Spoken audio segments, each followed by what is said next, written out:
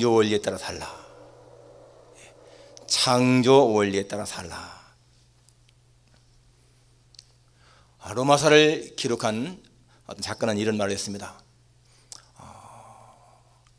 지성면에서는 그리스인만 못하고, 체력면에서는 켈트족만도 못하고, 또 경제력에서는 카르타고인만 못한 이 로마가 어떻게 1000년 동안 유럽을 지배했을까?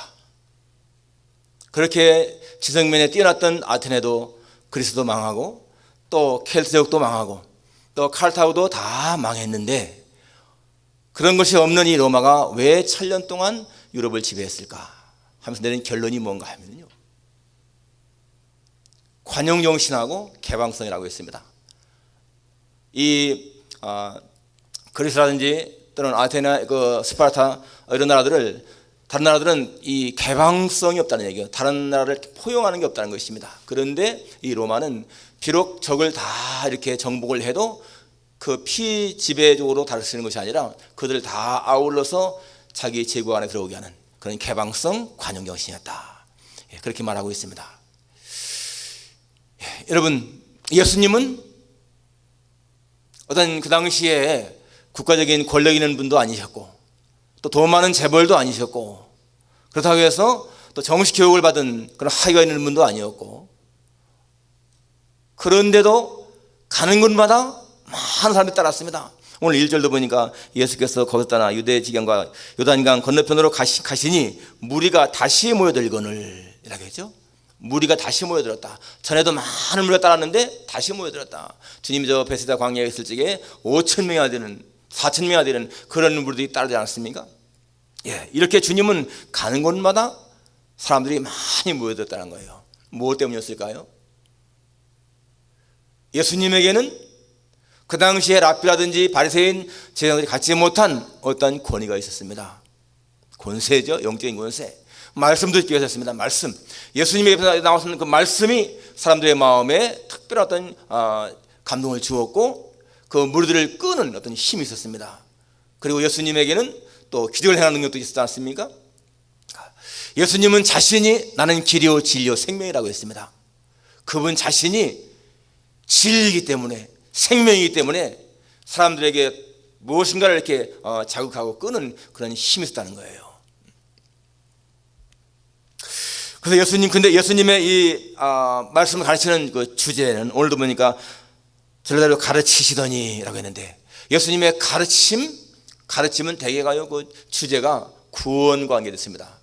인간을 구원하는 문제, 또 천국 복음, 또 천국 힘은 어떻게 살아야 될 것인가 하는 그런 문제. 그러니까 우리의 실생활에 정말 중요한 문제였죠. 사람은 모든 것에서 구원받기 원하지 않습니까? 질병에서, 가난에서, 모든 불행에서 구원받기 원합니다. 주님의 가르침은 바로 그런 것이라는 거예요. 사람들의 마음에 뭔가 정말 찔림을 줄 수 있는, 사람들로 하여금 따르게 하는 그러한 것이 주님의 가르침의 내용이었어요. 사람들이 그 예수님의 말씀을 듣기 위해서 그분이 바닷가에 가면 바닷가로, 산에 가면 산으로, 또 광야에 가면 광야로, 어디든지 주님이 가시는 곳에는 많은 사람이 따랐다는 것입니다.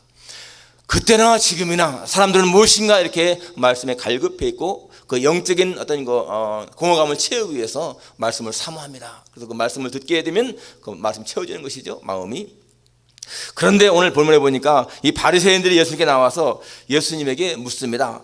사람이 아내를 버리는 것이 옳습니까? 그런데 그 앞에 보니까 시험하여 묻되라고 했어요. 지금 이 바리새인들은 순수한 동기로 물은 것이 아니라 어떻게 하든지 예수님을 올무에 걸려서 함정에 빠뜨려서 해롭게 하는 그런 목적으로 지금 이렇게 질문하고 있습니다. 사람이 순수한 마음으로 예수님 앞에 와서 진리를 찾을 때는 참 것이 좋은 것이지만, 이렇게 이 사람들처럼 시험하려고 그렇게 묻는 것은 참 악한 것이지요. 그래서 바로 오늘 이 본문에 보는 예수님이 그러한 질문에 대해서 마지막에 내리는 결론이 뭔가 하면, 이유는 간음이다 라고 지금 말하고 있는 거예요. 이유는 간음이다. 그래서 하나님의 인간을 창조할 때에 결혼을 한 남자와 한 여자를 만나게 했고, 그렇기 때문에 나눌 수가 없는 것이다, 이렇게 지금 말씀하고 있죠. 자, 여기에 대해서 지금 이제 예수님이 그들의 질문에 모세가 어떻게 너에게 명했느냐? 그 당시 바리새인들은 모세가 최고 권위자입니다. 그렇기 때문에 예수님이 모세가 어떻게 명했느냐라고 하니까 그 대답이 모세는 이혼 증서를 써줘 버리기를 허락했습니다. 그렇게 대답했습니다. 이 말들 한다면은 모세는 이혼을 허락했습니다. 그런 뜻이에요. 그런데 예수님 말씀을 하겠습니까? 너희 마음이 완악함으로 말미암아 이 명령을 기록했다. 지금 이혼 증서를 주라고 하는 것이 너희가 완악하기 때문에 그런 말을 했다, 그 말입니다. 그러면서 하시는 말씀이 사람이 남자 여자 하나님 주셨기 때문에 둘이 하나가 되기 때문에 떠났으면 안 된다, 이렇게 말씀하시잖아요. 여기서 여러분, 이 마음이 완악하기 때문에 이 말씀을 주었다, 이게 무슨 의미일까요? 그 당시에 유대인들은 자기 아내가 있어도 그 아내를 그냥 두고 다른 여자를 취했습니다. 그러면 그 본 아내는요, 어떻게 주장할 호소할 길도 없고 학대를 당하고 어려움을 당하는 거예요. 그래서 하나님 말씀이 신명기 24장에 가면 그런 말씀이 있어요. 신명기 24장에 가면은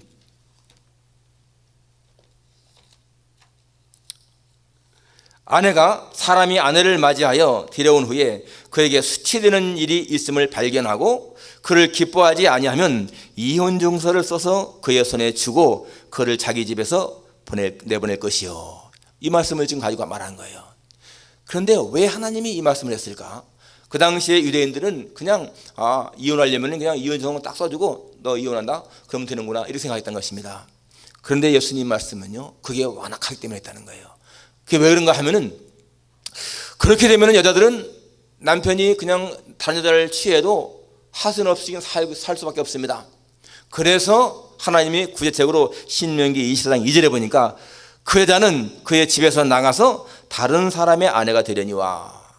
그러니까 이게 무슨 말인가 하면요, 이혼 증서를 주라는 얘기는 그 여자가 차라리 학대당하는 것보다는 나가서 다른 남자와 결혼하게 하라, 그 의미인 것이거든요.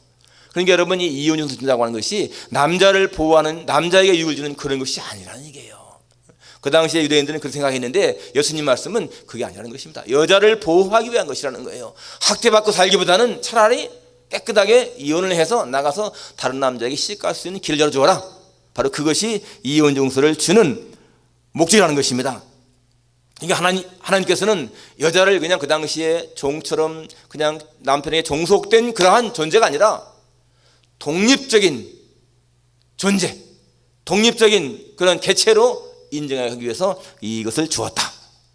그러니까 너희들이 완악하지 않았으면 이혼 증서를 주라고 할 리가 없다, 그 말이죠. 그러니까 여러분, 그 당시에 이 바리새인들, 그 사람들은 율법이 정말 하나님이 말씀하시는 것이 무엇인지를 알지 못하고 행할 때가 많았습니다. 11조 하라고 하니까 어떻게 했습니까? 11조 하라니까 막 벼달까지 나달까지 다 세가지고서 바치지 않았어요? 그게 11조 정신이 아니잖아요. 지금도 어떤 사람들은 이렇게 11조 할 적에 10분의 1 하라고 했다고 해서 예를 들면은 11조를 갖다가 128벌 28전 이렇게 내는 사람도 있잖아요. 그 28전 그냥 129불 쓰면 되잖아요. 아니면 130불 쓰든지. 근데 128불 31전 그게 뭐예요? 그거는 11조 정신을 모르고 그냥 율법대로만 하는 거예요. 하나님의 11조라는 얘기는 10에 다 드려야 되는데 10의 1조를 바치면은 다 바친 걸로 그렇게 하겠다, 이런 의미거든요. 그러니까 10의 1 바치 이상이니까 10에 뭐 1.5 바치든 2 바치든 상관없잖아요. 그런데 그냥 딱 그렇게 한다? 율법의 메인 것이거든요. 그러니까 여러분, 우리는 이 하나님의 말씀을 생각할 적에 하나님의 그 말씀을 하시는 의도가 무엇인가를 생각해야 돼요. 의도, 정신이 무엇인가, 율법 정신이 무엇인가. 여기 지금 하나님께서 이렇게 이혼 증서를 주라고 하는 것은 약자를 보호하는 차원에서 하신 것이라는 얘기예요. 약한 여자를. 여러분, 성경은 절대로 사람을 차별하지 않습니다. 약한 자, 가난한 자, 병자, 그들을 보호하는, 다 똑같이 대하는 그런 것이잖아요. 그렇기 때문에 율법에 보게 되면 재판할 때에도 가난한 자라고 두둔하지 말라, 이렇게 말 나옵니다. 가난한 자라고 두둔하지 말라, 법 앞에서는 똑같이 한다는 얘기입니다. 그게 하나님의 율법 정신이거든요. 그런데 그 당시에 이 사람들은 그냥 이혼 증서만 주면은 되는 것으로 그렇게 생각했다는 것입니다. 그래서 우리는 이 하나님의 말씀 겉모양만 보는 것이 아니라 속뜻을 잘 알아야 된다. 여러분, 교회를 잘 안 다니는 사람들은 왜 교회 가면 그렇게 제한하는 게 많을까? 그런 말 하지 않습니까? 교회 다니고 싶어도 제한하는 게 많아. 무엇은 먹지 말고, 무엇은 하지 말고, 무엇은 마시지 말고, 그런 얘기. 겨울 때에는 정장을 하고, 무슨 겨울 때에는 쓰리빠 신지 말고, 핫팬츠 입지 말고, 여러 가지 그런 얘기 하지 않습니까? 너무 제한하는 게 많다고 생각하는 거예요. 그런데 여러분, 정말로 자식을 사랑하는 그 부모가 자식에게 너 저녁에는 늦게 다니지 마라, 일찍 들어와라, 친구와 싸우지 말고, 나쁜 짓 하지 말고, 도둑질 하지 말고, 이런 얘기를 많이 하잖아요. 그런 경우에 여러분, 그 부모가 자식을 해롭게 하기 위한 것이겠어요? 그렇지 않잖아요. 자식이 잘못된 길로 가지 않도록 하기 위해서 그러지 않겠습니까? 어떤 청년 사형수가 성집행을 당하는데, 교수형을 당하는데, 그 대학 당하기 직전에 자기 어머니에게 키스를 하고 싶다고 그랬습니다. 근데 이 사람은요, 그 죽을 때까지도 아주 뉘우치는 기색이 없어. 악하게 그냥 사는 사람인데, 마지막에 죽기 전에 자기 어머니하고 키스하고 싶다니까 허락했습니다. 그런데 이 아들이요, 어머니와 키스하는데 어머니가 비명을 지르는 거예요. 보니까 이 아들이 어머니의 입술을 물어뜯은 겁니다. 그게 무슨 의미인지 아세요? 이 아들은요, 정말 외아들로 아주 기원받고 자랐습니다. 그러니까 어릴 적에 이 아들이 잘못을 해도 그 어머니는요, 한 번도 책망하지 않았다는 얘기예요. 친구와 싸워도 오히려 자기 아들은 감싸고 친구를 욕하게 되고 말이죠. 또 좀 이렇게 남의 물건을 훔쳐와도 책망하지 않고, 죄를 져도 책망하는 게 없어요. 그러니까 이 아들은 잘못된 길로 간 거예요. 나중에는 도둑질하고 강도질하고, 강도하다가 살인까지 저질러서 사형을 받게 됐습니다. 그러니까 이 아들 입장에서는요, 물론 자기 책임이 있지만은 한 번도 자기를 책망하지 않은 그 어머니에 대한 원한이 있는 거예요. 그러니까 입술을 물어뜯었다는 얘기예요. 물론 그 아들이 참 문제이지만은 여러분, 이건 부모로서 생각해야 되잖아요. 자녀에 대한 교육이 얼마나 중요한 것인가. 마찬가지입니다. 하나님이 왜 계명을 많이 주셨는가? 우리를 사랑하시기 때문에 잘못된 길로 하지 않게 하기 위해서. 사람은 잘못된 길로는요, 그냥 자연적으로 갑니다. 좋은 길로는 노력을 해야 돼요. 열심히 뭔가 힘써야 좋은 길로 가는 거예요. 그런데 잘못된 길로는 가만히 있으면 다 갑니다. 그렇기 때문에 성경은 우리로 하여금 그렇게 잘못된 길로 하지 않도록 말씀합니다. 그렇기 때문에 하나님의 말씀, 이 말씀을 생명처럼 존중히 여기는 것이, 그게 창조 원리에 따라 사는 거예요. 창조의 원리에 따라 사는 것, 하나님 말씀을 존중하는 것입니다. 여러분, 지금요, 한국의 이 이혼율 얼마나 많아요? 1년에 33만 쌍이 결혼하는데 대개 11만 쌍이 이혼하는 거예요. 한 달에 9천 쌍 이상이 이혼합니다. 세계 이혼율 가장 높은 나라는 물론 미국이고, 그 다음에 스웨덴이고, 그 다음에 한국이더라고 보니까. 근데 이것이요, 점점 한국이 더 높아집니다. 지금 한국의 10대 아이들, 이 성적인 범죄가 얼마나 많은지 몰라요. 막을 길이 없습니다. 여러분이 인터넷, 스마트폰 참 편리한 것이지만은 이게 얼마나 많은 범죄를 저지르는지 몰라요. 스마트폰으로 아이들끼리 무슨 사이트에 들어가가지고 만나자는. 그러면요, 아이들 그냥 10대 아이들, 중학생, 고등학생들이 만나 같이 영화관 가고 같이 모텔 가고 그럽니다. 어느 기자가 그걸 실험했잖아요. 자기가 18세 여학생이라고 딱 올리니까요, 7, 8명의 남자들이 금방 답이 오더라는 거야. 야, 어디서 만나자, 같이 영화관 가자, 너 내 거 해라. 야, 지금요, 이게 심각한 문제. 막을 길이 없습니다. 그러니까 이 과학이 발달한다는 거 참 편리하고 좋은 것이지만은 이 범죄를 막을 길이 없어요. 성경이 뭐라고 합니까? 시편 119편에 청년이 무엇으로 그 행실을 깨끗게 하리까? 주의 말씀을 따라 삼갈 것이니이다. 젊은이들에게, 청년들에게 행실 깨끗게 하는 것은요, 다른 게 없다는 얘기예요. 정말 하나님의 말씀, 그 말씀이 아이들을 변화시키는 것밖에 없다는 거예요. 시편 119편에 보면 또 이런 말씀 나오죠. 내가 주께 범죄치 아니하여 주의 말씀을 내 마음에 두었나이다. 하나님의 말씀이 내 마음에 있어야, 하나님의 말씀이 사람 마음속에 있어야 그 말씀이 죄로부터 보호한다는 얘기죠. 하나님의 말씀을 따라 살아가는 것, 바로 그것이요 창조 월드라가는 사는 것이고, 그것이 지혜로운 삶인 것이고, 그것이 행복한 삶으로 인도하는 것입니다. 여러분, 인간의 불행은 하나님의 말씀을 떠나서 자기 마음대로 사는 거예요. 그게 성경에 나오는 거 아닙니까? 사사시대에 보니까 사람들이 하나님을 떠나서 자기의 소견에 옳은 대로 행하였더라. 사람이 자기의 소견에 옳은 대로 행하게 되면 다 죄의 길로 빠집니다. 왜? 의인은 없기 때문에, 하나도 없기 때문에, 다 치우쳐 악으로 가기 때문에. 그래서 하나님 말씀을 떠난 그런 삶은 행복할 수가 없고, 그리고 지혜로운 삶이 아닌 것이죠. 불행할 수밖에 없습니다. 오늘 여기 6절 7절 8절 보십시오. 창조 때부터 사람을 남자와 여자로 지으셨으니 이러므로 사람이 그 부모를 떠나 그 둘이 한 몸이 될지니라. 이런즉 이제는 둘이 아니요 한 몸이니 그러므로 하나님이 짝져 주신 것을 사람이 나누지 못할지니라. 여기요, 하나님이 남자와 여자로 지었다라고 했습니다. 말라기 2장 15절에 보니까 하나님은, 여호와는 영이 유효하실지라도, 영이 많을지라도 오직 하나를 짓지 아니하시느냐. 왜 그랬느냐? 경건자손을 얻기 위해서라 라고 말씀하고 있습니다. 하나님이 처음에 인간을 창조할 때 아담과 하와만 만들지 말고 그냥 영이 많으니까 그냥 한꺼번에 수십억 만들 수 있다 이 말이에요. 그런데 왜 딱 하나만 만들고 그렇게 했느냐? 경건한 자손을 얻기 위해서, 그들을 통해서. 그러니까 한 남자와 한 여자가 만나서 사는 것, 바로 그것이 하나님이 원하는 것이라는 것입니다. 그렇기 때문에 여러분, 결혼은 하나님이 인간에게 주신 정말 행복하게 살아가는 그러한 길인데, 오늘날 얼마나 많은 사람들이 이 결혼 때문에 고통을 당하고 파탄에 이르게 되고 그러지 않습니까? 수많은 가정들이 이게 불행을 겪는 이유가 무엇인가? 자신들 정말 하나님이 짝져주는 그런 대로가 아니라 자기들의 욕심에 끌려서 결혼도 하게 되고 그렇기 때문에 그렇습니다. 어떤 여자 한 분은 부모가 그렇게 반대하는데 결혼을 했어요. 잘 살도 자신 있다고. 그런데 3개월도 못 돼가지고 이혼을 했습니다. 그리고 하는 말이요, 우리는 사탄이 짝져졌나 봐. 얼마나 불행한 것입니까, 여러분? 그러니까 정말 하나님이, 여러분 모든 사람을 다 하나님 짝져주시냐? 그게 아니죠.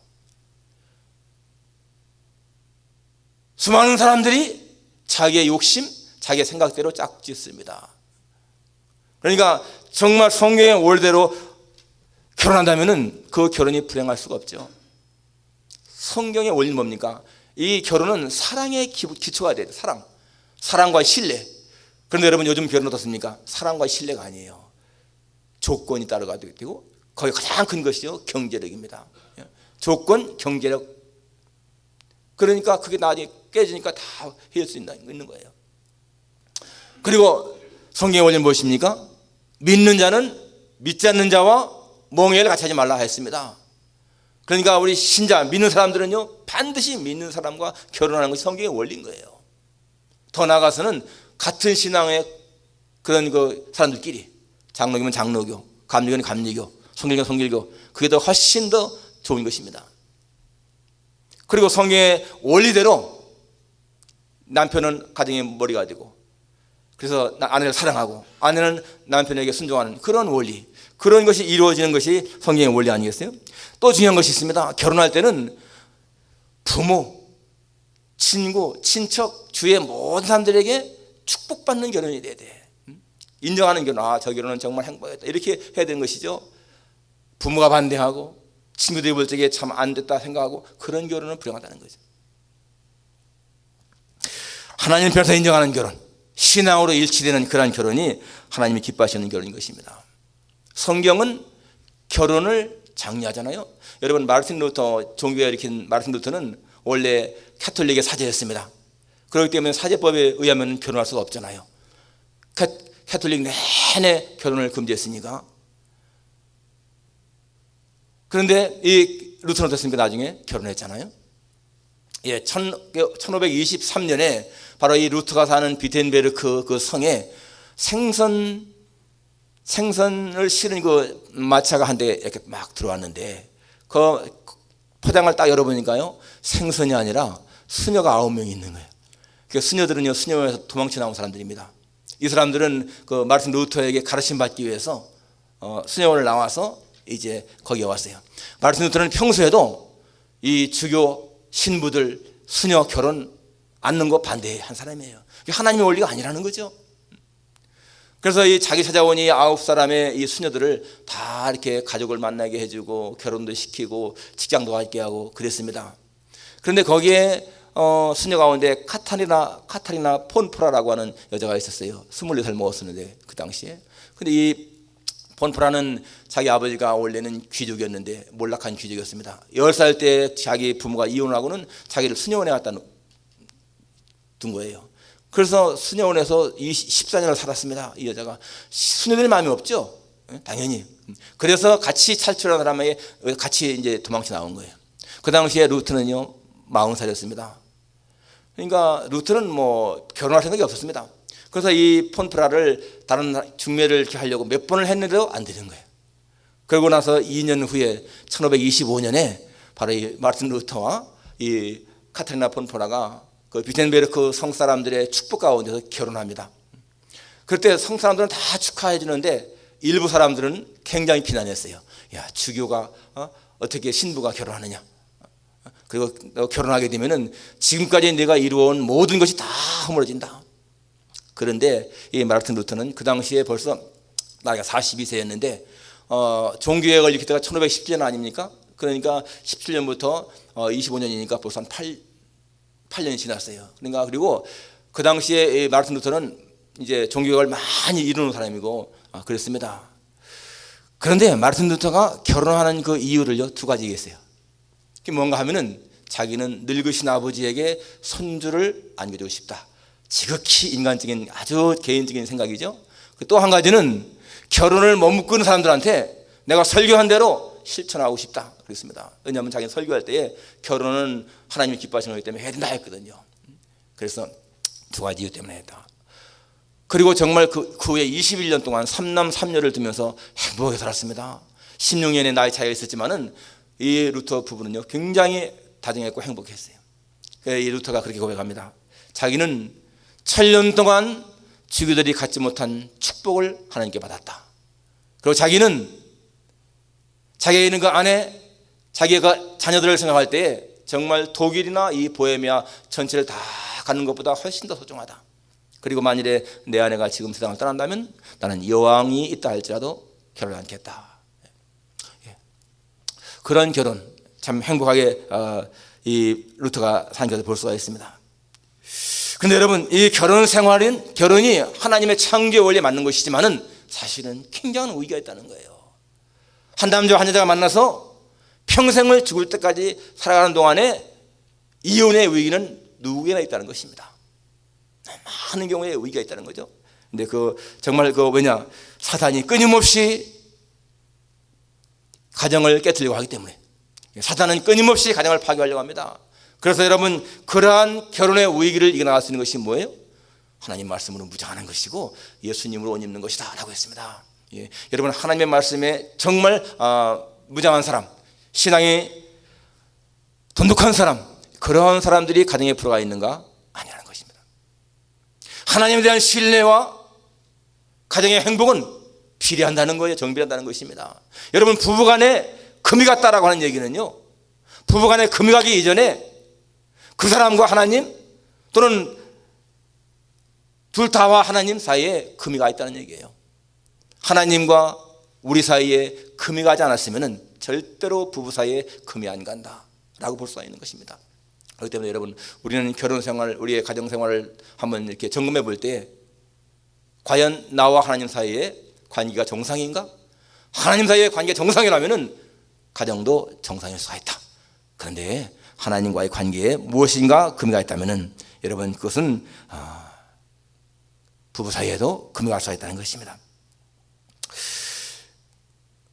그런데 우리는 결혼생활을 하면서 여러분 정말 과거는 이제는 정말 다 버리고 성경 말씀대로 뒤에 것은 잊어버리고 앞을 향해서 현재와 미래를 중시하면서 살아가는 그런 자가 중요합니다.